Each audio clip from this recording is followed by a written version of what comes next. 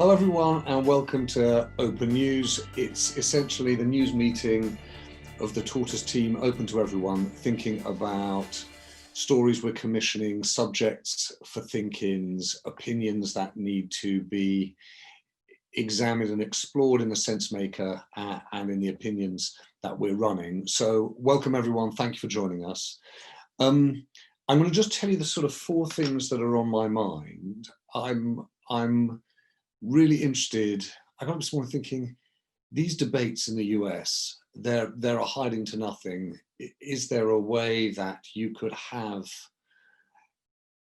a format that really examines, inquires, listens to candidates for the presidency and other politicians for that matter? That would work, and I'd love to hear thoughts on that and what, if anything, we could do in that area.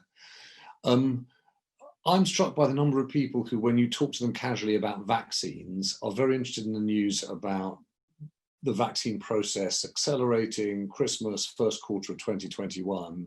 But when it comes to them personally, they're hesitant, reluctant, downright decided that they're not going to have a vaccine. And I'm interested to hear views on that and how we do it in a way that, or look at that subject in a way that's not an arid public education, public policy question, but how would we think about it? I was really struck by a third thing, which was in reading Matt Dancona's piece of opinion for us yesterday on Andy Burnham, which I thought was a brilliant analysis of what's at stake in the argument between Manchester and Westminster and the arguments for devolution, that at the same time Mark Drakeford in Wales was putting in place in effect a circuit breaker lockdown in Wales. And we'd had the think-in last week on Nicola Sturgeon and Indy Ref. And I thought to myself, this is the creeping story of 2020 in the UK. It's not just devolution of government, it's division of the United Kingdom.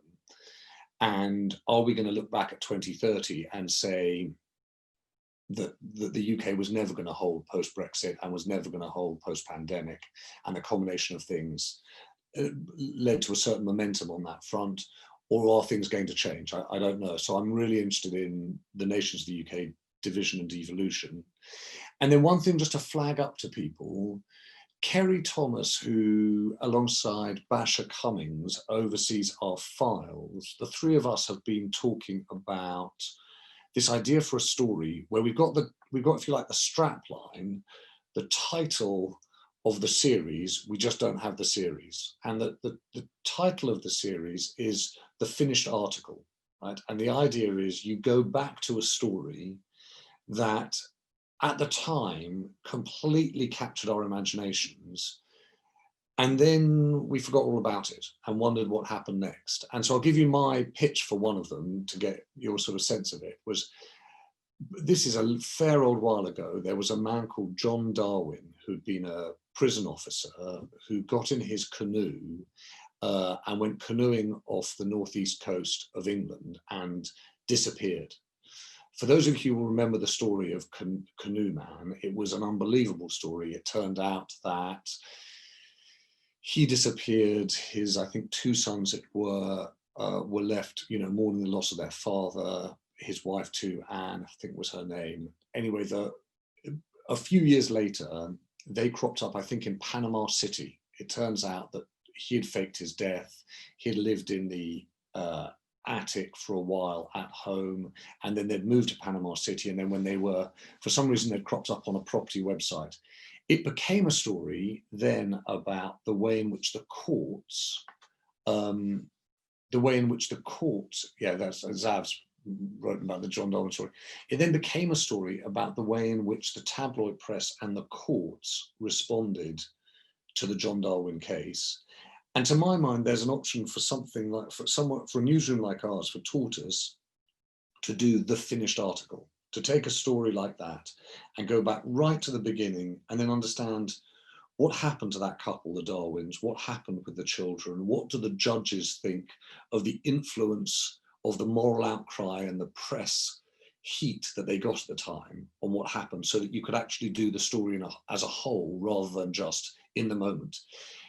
I'm sorry to give you quite such a long introduction to that, but I worried that I was going to pitch you, oh, come to me with your ideas for the finished article. I no one know what I was talking about. But that's the kind of thing I was talking about. And particularly those stories where there's an intersection of the intensely personal and the big picture social, I think are really interesting. So those are the four things on my mind to start with: debate, devolution and division, vaccine hesitancy, and the finished article. The beauty of the open news meeting is you might think, well, that's all very interesting, but actually we'd like to talk about something else. So do put that into the chat or raise your hand. But I'm going to hand over to Kerry first, if I might, just on the debate subject, Kerry, because I know at the Today programme you thought a fair bit about the political interview and whether that had become less than a turn off. What do you think? What do you think? I mean, I think I came to, so I started as editor of the Today programme in 2006, and by then it was clear to me that the big set piece political interviews had become a sort of sterile and pretty unproductive thing. So I spent a lot of time trying to think where this had it gone wrong. You know, it's always tempting to look back to a glory day that wasn't ever really, and I think that's probably true about the American presidential debates as well. That, you know, there's not any evidence, I don't think, that any of them has ever really changed the course of an election. But and I think the American presidential debates are worth thinking about as the kind of as an example of the kind of apex of something that in the end, I thought when it came to the big political interviews on the Today programme, the problem was trust. That you couldn't have a productive conversation in an environment where trust had fled the room. And you know better than me, James, from the way that prime ministerial debates in this country are negotiated, and even more so in the US, that's a kind of zero trust environment. And in that environment, I think that the thing then is so heavily formatted and literally done by lawyers that I think it's really incredibly difficult then to have a productive conversation when the rules are so rigid. But you can't loosen the rules because the degree of trust between the broadcasters and the politicians and the public doesn't allow for that to happen. So I went back to that question of trust. If you'd indulge me 1 minute longer, I was also really interested in the interplay between the BBC approach to interviews and the law, because it seemed to me that the approach to political interviews in this country has mirrored a legal approach. It's definitely adversarial rather than inquisitorial. And if you look at the key figures in the development of the televised, particularly political interview in this country, then, you know, Robin Day had been a lawyer before he was a politician, before he was an interviewer, and he brought that into the room. Parliament is stuffed full of lawyers. So I think you have this kind of adversarial approach that's baked in. And people haven't really spent enough time asking whether that is a useful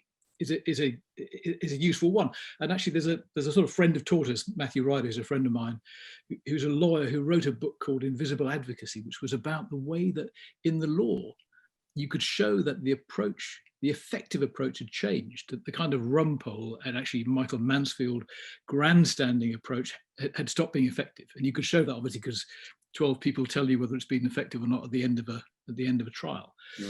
So the law was shifting through Matthew and people like Ken MacDonald and David Panic in the direction of quieter, less intrusive, less theatrical patients. And broadcasting, I thought, was still stuck in what felt like the Rumpole Mansfield era of showboating. So a few things I wonder about that. One is, what did you think about the issue of time, right? Because part of the issue on kind of the broadcast media interview, and it's obvious in the debates too, is that everything is constrained by time. And I'm quite struck by the extent to which increasingly you'll hear a BBC news bulletin and item leading the news. Last week we woke up and it was Jeremy Farrar on a podcast. They're often these podcasts, i.e. very, very long conversations, which you just can't make work in linear broadcasting because you've got to hit a certain number of different issues in the hour. How much did you think time was creating this adversarial quality, and also the show, just the show of the interview? Definitely the show. I mean, the interesting thing about time was when I when I started on Today, so this is 2006, I looked back 10 years to look at the 8 interviews, the kind of marquee moment on the Today programme, and what those had been like 10 years before. And in 1996, they were massively shorter than they were in 2006.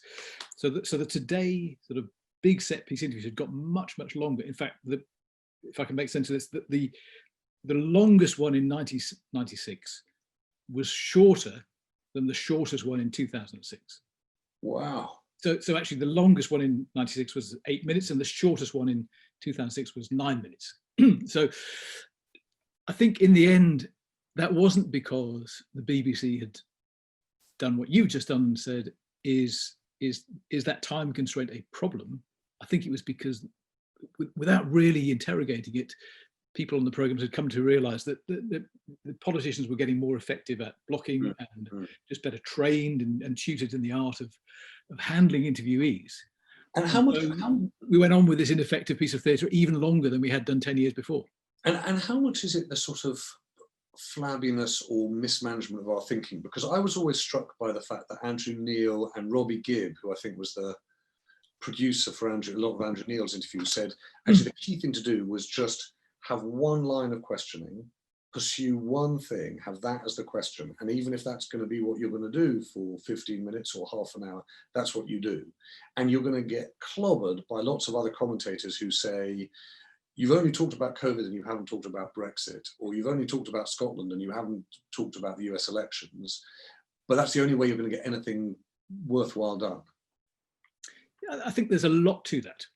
It's Sir Robbie Gibb to you now, but we'll let that go. Yes, I think the worst interviews are that kind of, when the presenter's got the morning's newspaper spread out in front of him or her, and they're saying, and another thing, and another thing, and another thing, and that is really, and you still hear that quite a lot. That's truly, truly hopeless. So I think that, yes, that line through, and the other answer to the time point, I think, is podcasting, isn't it? Podcasting is. I think we haven't yet reached the point where the sort of nature and the style of podcasting has influenced, for example, Radio 4.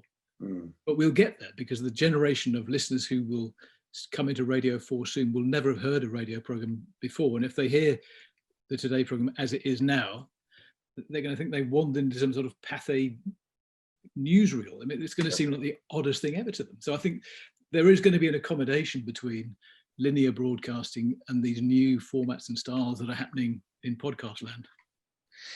I think there is also a preparation point. I see Matt Dancona makes the point about James O'Brien, who's joining us in a couple of weeks, just about preparation and your inquisitorial point. I mean, just to sort of give everyone a sense of this, one of the reasons we're thinking about this is, look, Tortoise is not going to be hosting the US presidential debates. This is not our problem. But there is an issue, which is, how do you engage politicians substantively in a way that you listen, in a way that elicits something that is insightful and original without being incredibly flabby and long. And I think there's, anyway, your thoughts on this are hugely appreciated. I might come back to it, Kerry, as people in the chat do, but for what it's worth, we're trying to think through how we do it, and I appreciate your thinking on it. I'm going to flip on just to the vaccine question, because there are a few people talking about their own anxiety around, not anxiety, points of view, hesitancy, reluctance, insightful points of view on it. Nimo, you started, and I was just going to pick on you first, because you were saying that you were hearing quite a lot of people saying, I don't like the look of taking a vaccine. Are you there? Hi there, how are you? Yeah. Hi. So yeah, I mean, this was more of a long-term observation that's been kind of happening for a while. I think there was a story a couple of years ago in Minnesota, where there was a measles outbreak in Somali American specifically communities, because a lot of people had been targeted by anti-vax activists.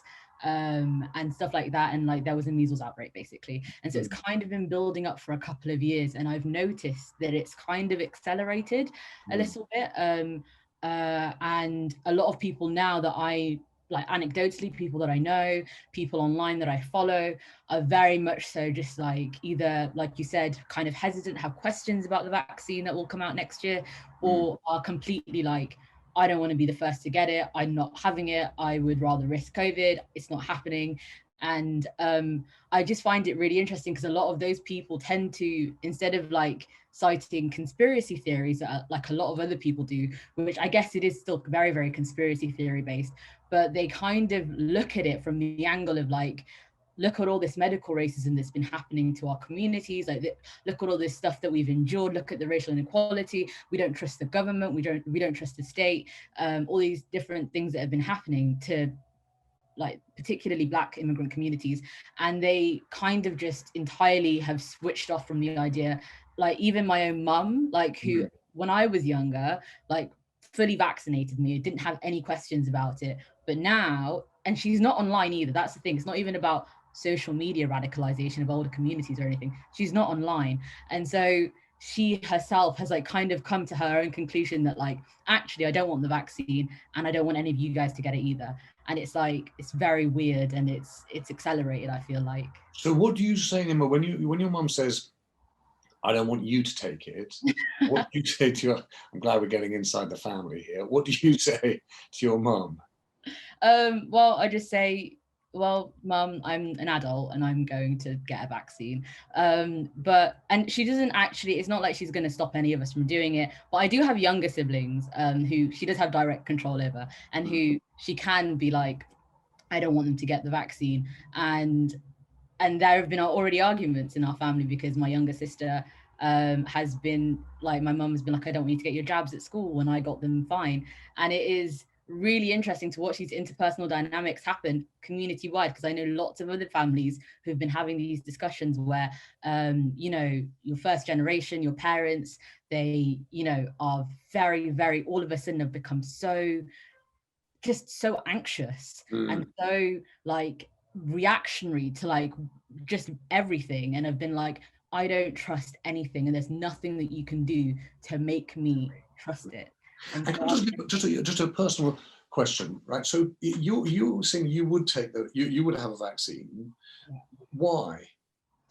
I think that in the same ways that like probably that the other side haven't really thought about it, I think my knee-jerk reaction is like, of course I take the vaccine. And I think mainly because I trust the scientists behind it. Like, I just trust the science. I trust that the people who have made this vaccine know what they're doing. I trust that it's been vetted. I guess I have, as someone who considers herself pretty skeptical and cynical, I have a lot of trust in like the science of it all. But for a lot of other people, and I'm wondering like how this is going to affect communities that have already been disproportionately impacted by COVID as it is. So that's interesting. So it is actually about a question about science and the relationship with science that's kind of central to this. I'm going to, thanks. I'm going to just ask, I'm going to come to my colleague Liz in a minute, but I just want to see Jennifer Allerton. Jennifer, forgive me, I don't know is it called the Babraham Institute? I don't know it. So we tell me a little more about what they're doing. Oh, hang on, you're muted, Jennifer. Hello. Yeah. Yeah, I'm not sure how you pronounce it either. It's either Babraham. It's in London, I think. I'm trying to remember now. Might be Cambridge. One of those major sciencey places. Right. But yeah, that was from back in November. They were planning a kind of mobile museum type project, taking it around the UK, all to do with vaccines, which obviously had to be put on hold. But they work in the area of immunology and things. I was interested in actually Nimo's point that she was saying at the end there about how her reason for saying, yes, I take the vaccine as well, I trust the scientists. I've had interesting discussions with friends before about how there's like, you talk about science and religion as being quite separate and almost opposite ideas. And I've had discussions with friends who've kind of said there is an element of faith to science, because you can't know everything, and you sometimes have to trust. Okay, yes. So that was an interesting point here. But yeah, on the psychom side of things, that's my background. Can you say that again? I love psychom. So this is psychology of communications. Is that what? No, science communication. Oh, science communications. Okay. SCI. Right. And yeah, so that's my background, is in science communication. And there's sort of a lot of interesting discussion about how it's important to one, to have a two-way dialogue in things like this. So science communication historically has too often been about just disseminating research and telling people, okay, this is the science, here you go, we've told you, we've communicated it, that's our job done. Whereas it's important to have an engagement and a two-way dialogue if you want to actually have a proper impact. UE at Bristol have a great science communication unit that does a lot of research in this, and the value of two-way dialogue in sort of making an actual impact. The other thing that's important is, well, no, a couple more things. So there's also reaching communities that are often kind of separated and don't get reached as often. So those smaller communities that tend to be quite close-knit and keep to themselves a lot, don't always engage with things it's trying to reach. Not ostracized, but just communities that are smaller and don't always engage with things on their own, trying to reach out to them. And the other thing is, sorry, yeah. Jennifer, I just wanted to check one thing just before you go on about this, about the communication of science. Right? Yeah. I just got off a call before this where actually I was discussing something with, it was an MP who was arguing against the way in which politicians communicate science. And the point that he was making was, a lot of those MPs, they've all come from politics, they studied politics or they've studied history or classics or whatever it is, and they think that the art subjects are grey, they're matters of judgment and debate, but science is black and white, right? And that the evidence tells you something. But actually there's as much debate in science. And the reason we've got ourselves in this mess here is that, you know, Whitty and Vallance come out and say the opinion of the scientist is X, but there's not a consensus opinion in SAGE. There's massive difference of opinion in SAGE. Yeah, I mean, we're not communicating. So Chris Whitty's background is science. Yeah. Yeah, and so that they have some sort of idea. And it's difficult when it comes to a political point of view. So the other thing I mentioned in the chat is that the important thing with communicating science is not, so for instance, when it comes to vaccines, when people have concerns about vaccines, there's too often a knee-jerk reaction to dismiss them or infantilize people who are concerned about it. Whereas in science, we have to go through those processes of saying, okay, is this safe? Are there health risks? Because there's always health risks with any kind of health intervention, and you're always balancing risks and benefits. And so it's not, you know, a childish kind of idea, but it's difficult when it then comes to a political thing. It's hard to bring nuance into a sort of 2-minute statement of, okay, well, this is what we want you to do, because obviously, you know, one of the things that's been difficult with COVID is the government hasn't had clear messaging. So then when you try and bring in the nuance of science into it, and say, well, yes, there are health risks. I just think there's a really interesting thing about SAGE and dissenting opinions that we're not airing, and so we've got an oversimplified view, it feels to me anyway, potentially of science. I'm going to just pick up on, Jennifer, I'm going to pick up on a few other points. I want to come to Liz and Zav and Matt, because I think there's a question of, before the year end, whether or not we do, in the way in which we've done test and trace, we do a proper look at the vaccine process, i.e. inside Oxford, AstraZeneca, etc., but also the procurement and comms process that they're preparing. Liz, do you want to start? Yeah, I mean, a lot of what we've talked about already has been this comms challenge. So I'm having massive imposter syndrome talking about this. I am not in any way, shape or form an expert, but we should remember the vaccine doesn't exist yet. If and when it does exist, so all of the people's feelings about it are based on nothing at the moment, because we don't know what we're dealing with. It's a very good chance that if and when a vaccine, is approved for mass use, it might be not that effective. We might be working with a vaccine that gives you some protection, but not all, and not very good for everybody, and so on. So it might not be as cut and dried as that.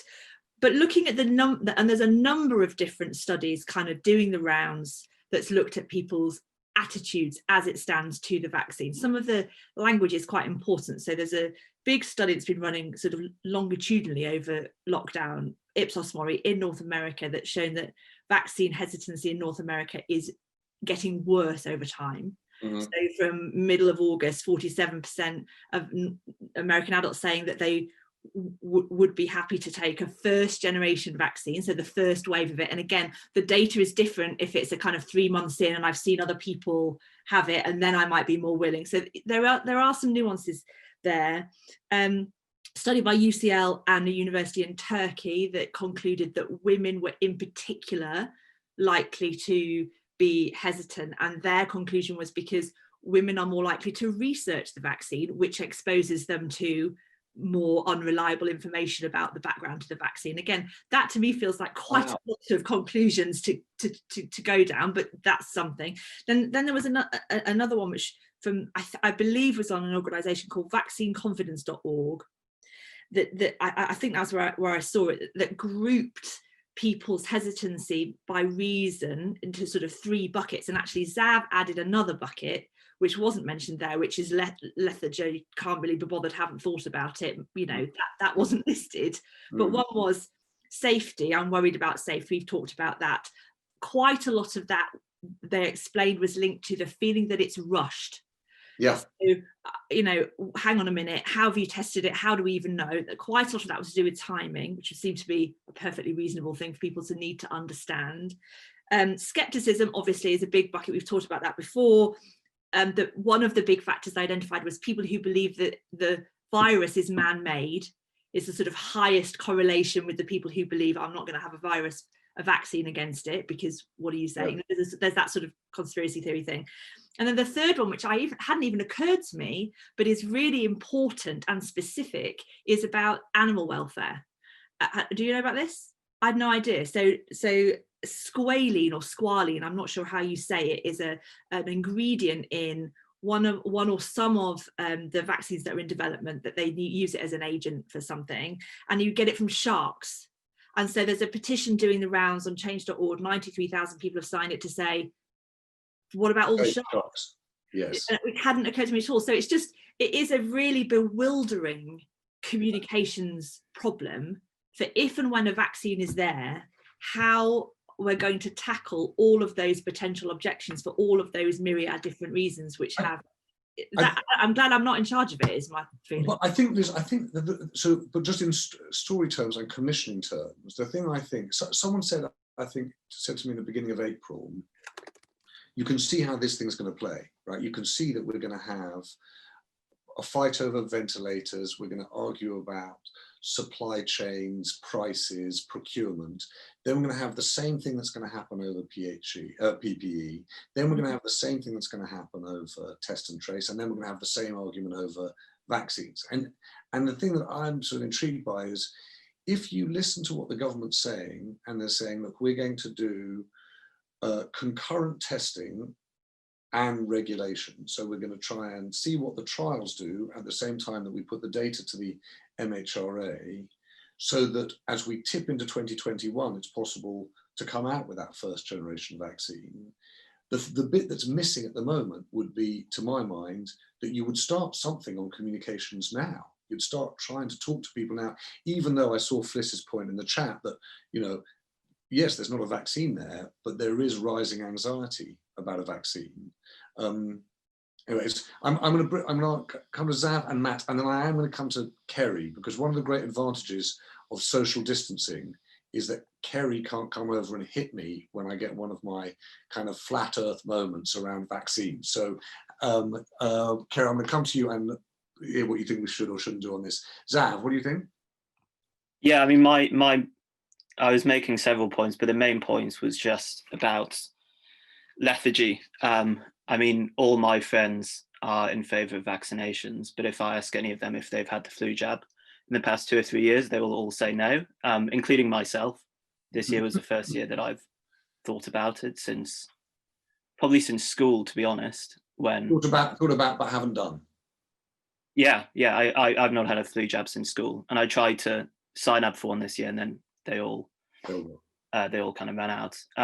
So I do think, given that we're going to be vaccinating people in chunks, so maybe like the elderly first, and then younger people will come later on.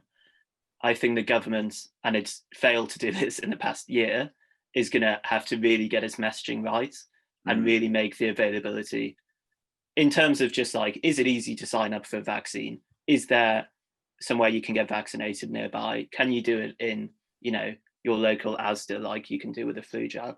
And I think all the concerns about anti-vaxxers are legitimate and will become a problem. But I think there is just going to be a big percentage of people who, unless you get the messaging right for them, just won't necessarily think about it. Hopefully COVID is a kind of big enough issue that it won't be quite the level of lethargy that we see towards a flu jab. The interesting thing, Zav, I mean, one of the other things that intrigues me about the anti-vax, so I got a call from one of our members who was cross about the story that we'd run on RFK Jr. and obviously concerned about the way in which we had interrogated the arguments made by anti-vaxxers. The really interesting thing is, just to pick up on Andrew Girdwood's point in the chat, is that there's a really powerful coincidence of left and right here, i.e. the anti-big money fears, i.e.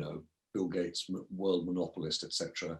And then also on the right, establishment power of the state, interference in the freedoms of individuals. And so you have this, the reason why the anti-vax thing felt like it was very fringe, but very shrill until the start of this year, suddenly is that coincidence of politics. So I do think there's something, I just think we've got to figure out a way of looking into it. I know, sorry, I cut you off, but where are you going? No, I think that's basically, the only place I was going. I will add to, I think Matt mentioned in the chat as well. If you look at QAnon, which obviously is, the anti-vax movement is somewhat associated with QAnon. Yeah. The way that they got a foothold across Facebook groups was often in kind of wellness groups. And so there definitely is a question as to what extent alternative medicine, and then, as Matt says, alternative medicine is kind of pushed forward by influencers and stuff, how that's affected everything. This sense that, you can heal yourself naturally. Like, I was watching Gwyneth Paltrow's Goop Labs TV show, where they, go through all sorts of different natural remedies for all sorts of stuff. And it's lots of people are convinced by it. So I think that's an important part of it. But I see Phoebe's made a few points, and Phoebe, I'm going to come to you on the meningitis point in a second if I can. But just to pick up one point in the chat that Liz has made, right, which seems to me to be a massively important point, is this thing that vax skepticism correlated with the agreement with the statement, quote, "I get a great deal of my information about COVID from WhatsApp." The only reason I flagged that up is that we talked about WhatsApp's impact on the Brazilian elections. We talked a bit about how do you track misinformation on WhatsApp, and what is Facebook as a company doing about misinformation on WhatsApp and Instagram? And so far, I can't see very much at all, but this feels like it's I know that Katie's talked a bit about what crops up in the WhatsApp feed. That is very different from what may be openly accessible on the Facebook feed. But sorry, Matt, I'm warbling on. Matt, what were your thoughts? Is Matt still there? Yeah, here I am. Well, I mean, the first point is about, just in response to your point about science and comms is that obviously the pandemic has been a disaster for that. More so in this country, I think, than in the States, where Fauci retains a kind of strength, and he has been the main point of contact. But what you've had here is a system where there are too many sage scientists free roaming and talking and available to disagree with each other on any flagship news program, and that leads to scientists claim that stories. And I'm not surprised that there's been a great deal of concern about the disparities there. And there's a lesson there for the science community and to a certain extent the media about behaving with discipline in times of emergency, because conducting these arguments in such a public and shrill way and on social media has had really, I think, damaging effects. In terms of anti-vax, I think part of it is there's a huge arrogance in the way that people have individuated expertise, and they've been aided in that by the digital revolution, which is people think that what they get on WhatsApp or Google. I mean, the most famous quote ever was Jenny McCarthy, the model, when she was conducting her anti-vax campaign in the States, was asked on, I think, the Oprah Winfrey show what her credentials were. And she said, I went to the University of Google. And that kind of tells you, it's a really symbolic line, that, because it tells you the arrogance of the modern mentality that if you do enough Googling or are told on your Facebook page or read on WhatsApp that this or that vaccine is dangerous, you privilege that and your reaction to it over double-blind trials. And the response is, well, it's my choice. Well, no, it isn't actually, because the way that we respond to vaccination is a profound test of citizenship. These are social matters. They're not just individual choices. It's, it doesn't end with the parental sovereignty response that Andrew Wakefield mobilized with MMR. If people don't have MMR, what happens is the measles comes back and kids go blind and die. So the concern with where we're at right now is that I think that there is a worry that the government will be too quick to push through a vaccine, and that's a legitimate concern. But I think the bigger concern is that people are frankly bloody selfish about this, and it has to be. What's been noticeable in COVID is that the government messages that have worked have been those that have been stern. I'm instructing you to stay at home. That worked.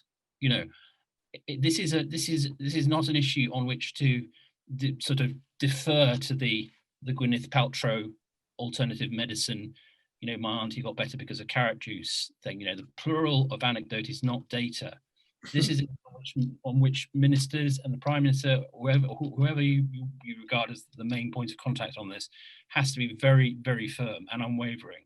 And Matt, what do you do about the organisation of government? So I'm slightly haunted by the fact that we had one of these think-ins with Tony Blair, right? And, in the kind of conversation of a think-in, you're like, okay, well, that's interesting, let's listen to that, and then let's go on to the next thing.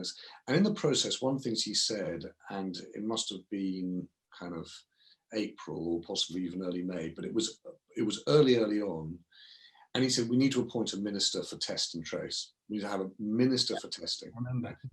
And, I haven't worked in the government. I don't think about structural government issues, but I can put myself in the shoes of someone trying to do comms, right, for the government. So if you're in number 10, you're just trying to, make sure that there's some shoring up of the Prime Minister's position.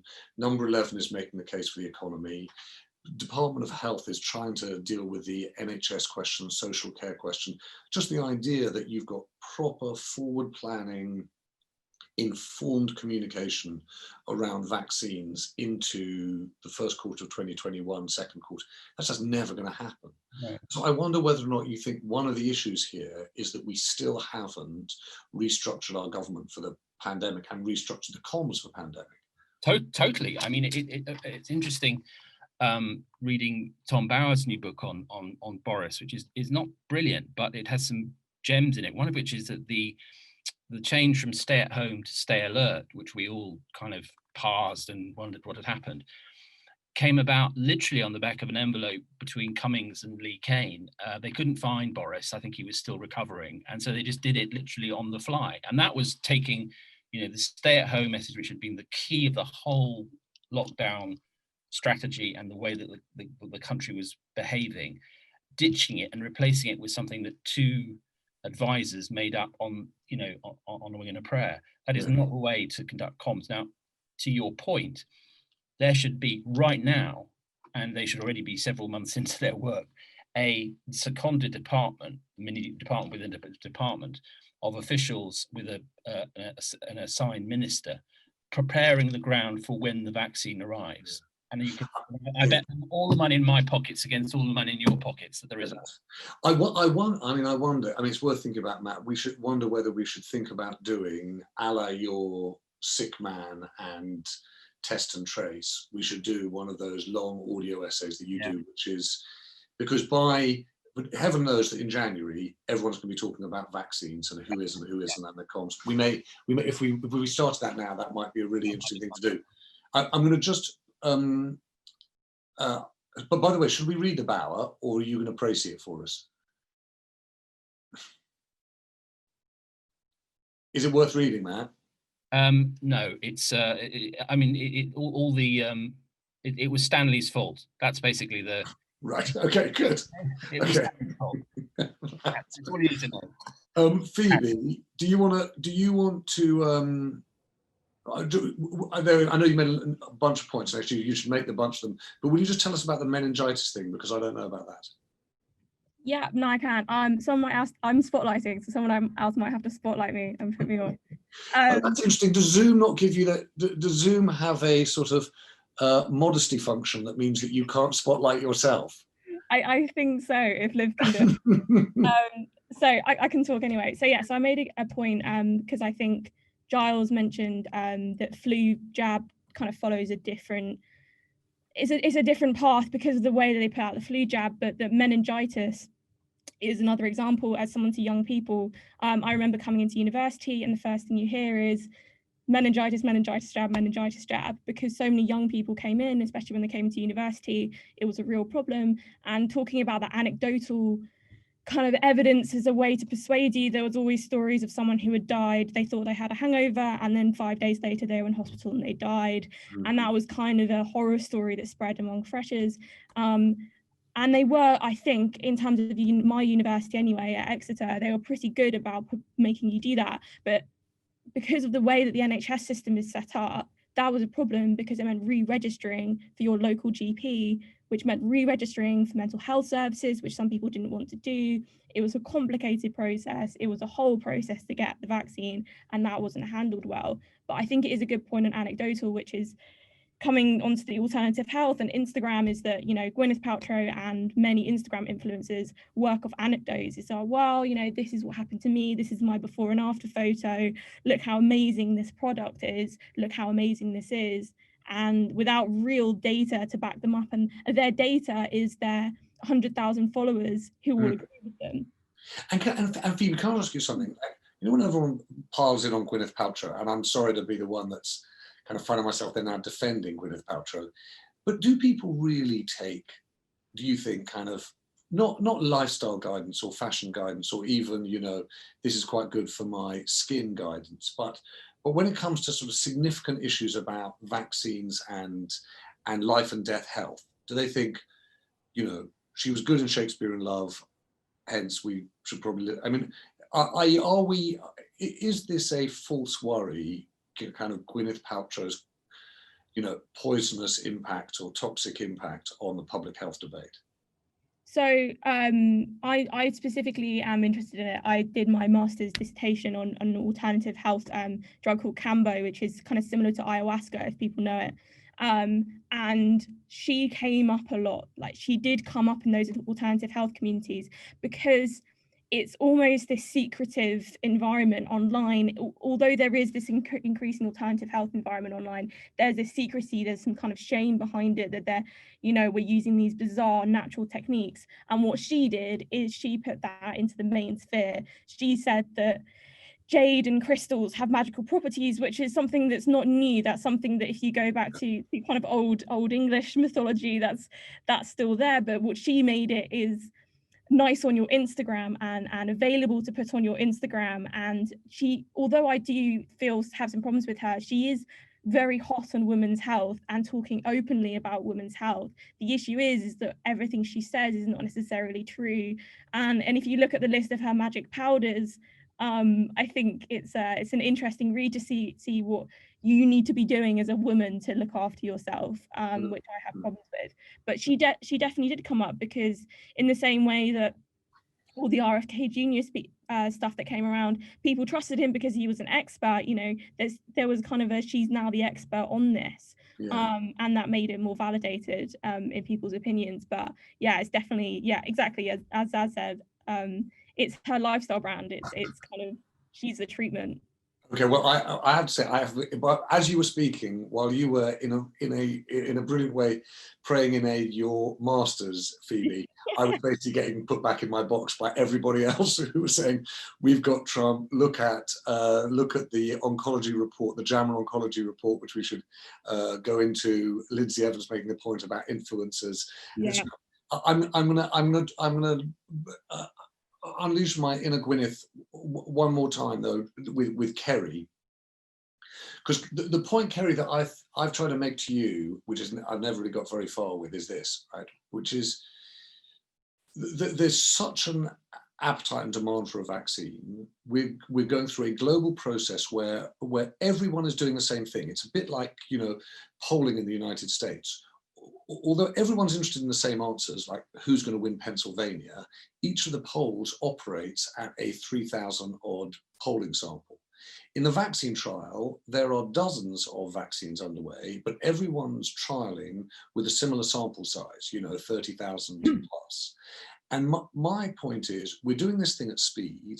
We're doing it on a sample size that's small. A vaccine is not a medicine. It's not to address people who are already sick. It's people who are perfectly healthy. And surely it would make much better sense, just in terms of public confidence, to say, look, we're going to trial these things on 250,000 people rather than 30,000 people, so that we can find outlier or unusual medical circumstances that are covered off by the trial. And also we can increase public confidence. We can give people a sense, look, we've really, really gone over and above in testing this thing. So that's the case I'd put to you. And then, and can you give me, yeah. Okay. Do that. Yeah, I love when you do that, yeah. That thing I said, that my repudiation of the adversarial approach from earlier on, I'm just going to a moment. So, as you know, James, before I came to Tortoise, I'd worked at Oxford University. I'm not a scientist, but I worked with scientists. And one of the things I worked really closely on was with some people at the Jenner Institute on vaccine trials.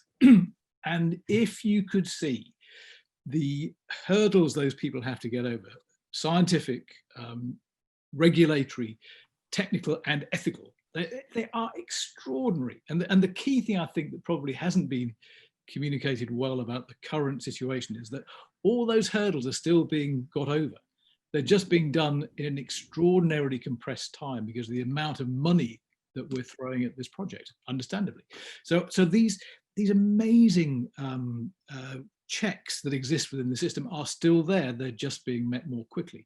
So, for example, the question of 30,000 people, which is the standard size for a vaccine trial, normally plays out over a long time.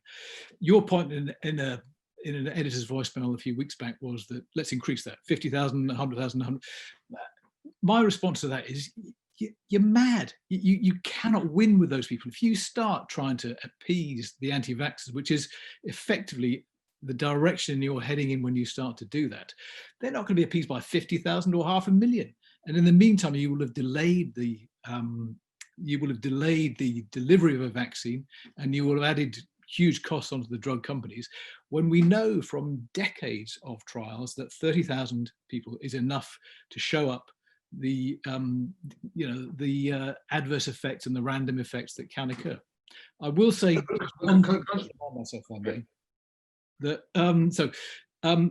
I have been interested from the start in the Sars vaccine. So we know that the Sars vaccine went wrong. SARS vaccine was developed not in the same hurry as we're chasing this one, but Andrew Goodwin, I think, was pointing out in the chat that the drug companies have been given waivers. They've been given immunity from prosecution as part of the process of procuring this vaccine. That happened with the SARS vaccine too. It turned out in a very small number of cases to cause narcolepsy. And we've got people in this country still living with narcolepsy all these years on, and with nowhere to go with that, because the companies have got immunity. So I think that maybe we could look back at the SARS thing as a case study in. And what happened? What went wrong there? I don't know. I don't know exactly how it ended, but there was this. There are, I forget, tens, I think, of people in this country who still have narcolepsy as a result of that vaccine, and clearly hundreds more around the world who have the same problem. So can I just come back to you on this point about the don't get yourself in an argument with people who, to quote Sam Houston's line, I do my own research. I get your point, right? That you can't, they're not going to buy it no matter which horse you rode in on. I totally see that. And I see that, Seal Tilney's made this point. People who aren't convinced by data tend not to be convinced by more data. I get that. What I'm talking about is dealing with people like me who are nervous, persuaded by the science, but anxious about the speed, one of the categories that Liz mentioned. And I was struck by the Fort Dix case, the Gerald Ford experience, which is you have a swine flu outbreak at Fort Dix in New Jersey. There's an argument between the scientists, both legitimate, saying, A, let's roll out a vaccine, and B, watch out about the public health impacts of this. And what happens is that they do roll out the vaccine, and then, as would for that population anyway, a number of people have strokes and die, probably the same number of people have strokes and die that would have died and had strokes even without the vaccine. But the public hasn't been prepared for that, right? If you had 150,000 sample, you're able to say, look, in our sample, we have X incidents of these illnesses. They're going to happen anyway. Right? So don't get alarmed by the fact that some people in the first 4 to 6 weeks of the vaccine rollout are going to die. Many of those people, they were going to die. There were going to be that instance of, mortality or serious illness. And I just don't think that we are, sort of mix my metaphors, we're not rolling the pitch for that. Yeah, and I think my point is you can do that with 30,000. All the evidence do that with 30,000, and there's no gain in pushing it out to 150,000. And I'm with the people in the chat who say, don't trim, don't accommodate, don't try and deal with these people because you can't win. Look, I think. And what do you think about Matt's point about? I don't want to be naive or stupid about it. We clearly have a problem in that the public mood has changed, and that is going to be a big factor in the take-up of this vaccine when it hasn't been a similar factor in the take-up of previous vaccines. So I can see the problem. I'm just not sure that your approach is the right way to. No, I'm not. As ever, even I'm not convinced by my own approach. I'm just trying to work out what the right thing is. Can I just also pick up on one thing, which is responsibility and liability? So I'm quite persuaded by Matt's point, which is you've got to keep it really clear and quite strict. Giles said, look, if you can't go to the pub because you haven't had a vaccine, that'll have an impact. It'll also have an impact if you can't get a job. And I wonder what happens in terms of employers. If an employer requires you to have a vaccine, right, what happens then in terms of employer liability? I mean, I don't know whether or not when vaccines roll around, I don't know whether the SARS examples provided us any. I mean, there are large, James, there are large parts of the United States where you can't send your kids to school if they haven't had a vaccine, a bunch of vaccines. That hasn't stopped anti-vax sentiment rising in those states, or people using, the either religious get-out clauses or other get-out clauses that they're allowed. So I'm probably less convinced by the kind of authoritarian just get on and do this thing. I thought the stuff I'd read about the early days of COVID messaging was that actually it was the appeal to people other than ourselves that tended to work most, hence protect the NHS rather than look after yourself. It sort of chimes with Liz's point about the change in messaging. The difficulty with a vaccine is are we going to tell people over 50 that they have to have it in order to protect their parents, or if there isn't a kind of, there isn't an appeal, an obvious appeal outside yourself, unless you're going to go for the full kind of herd immunity thing. Yeah. And at the moment, we're only suggesting a portion of people get this vaccine when it becomes available. So that's not quite on the table yet. Oh, all right. Well, listen, I can see that we are coming towards the end of the hour. I just want to pick up on a point from Margot Lennon, which is, I know we're going for long-term news, but this thing's not going to pertain to most people for 4 months or so. I think, Margot, just to be part of the issue we're trying to get at here is, and this is sort of like a case in point of our long-term commissioning meetings, how do you make sure that you are speaking to an issue that is going to be really pertinent and you've given yourself enough runway to research it? So the reporting that Matt did, that Chris Cook did, that, you know, Chris Newell and Paul Callahan-Galizzi, that all of those people did on test and trace, we'd actually commissioned much earlier in the summer because you could see test and trace was going to blow up and become a massive issue. And it happened to be the case that when it ran that week, it really did, and it dominated things. That's the reason we're doing this in advance now and try and work out how we go after it. I mean, let's follow up in a bit more detail, but I do think there is a kind of Matt D'Ancona special to be done here on what the government's saying publicly, what's happening behind the scenes privately, particularly in, I think, you know, to pick up on the points Phoebe and Liz were making about A, online health culture, but B, communication or misinformation in the WhatsApp and digital worlds, that world of influencers.